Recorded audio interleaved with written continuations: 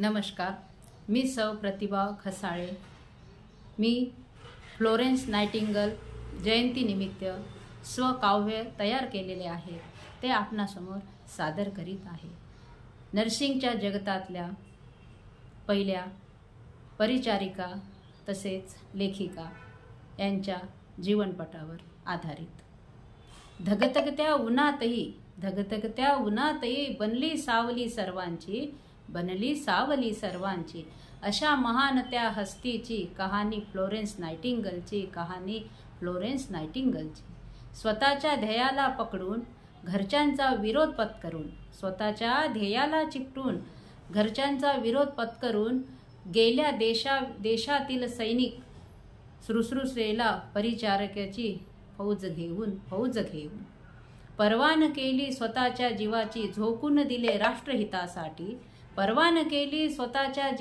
झोकून दिले राष्ट्रहितासाठी सुखसोयी नसताना कंदिलाच्या प्रकाशात निघे काळजी घेण्या सैनिकाची बघता फ्लोरेन्स नाइटिंगेलला पेशंट मनाने सुखावत असे लेडी विथ द लॅम्प असे पदवी बहाल केली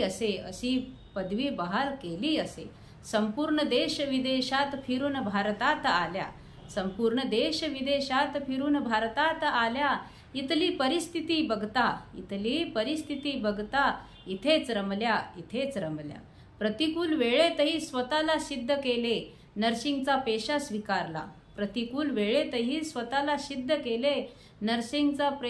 स्वीकारला करुणा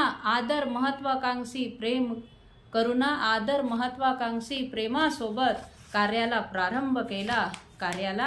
प्रारंभ केला। सरकारला करुणी पत्रव्यवहार करीत असे अन्य लिखाण भ्रमण करुणी भारतात केली नर्सिंग कॉलेजची सुरुवात अशा या महान हस्तीला शतशत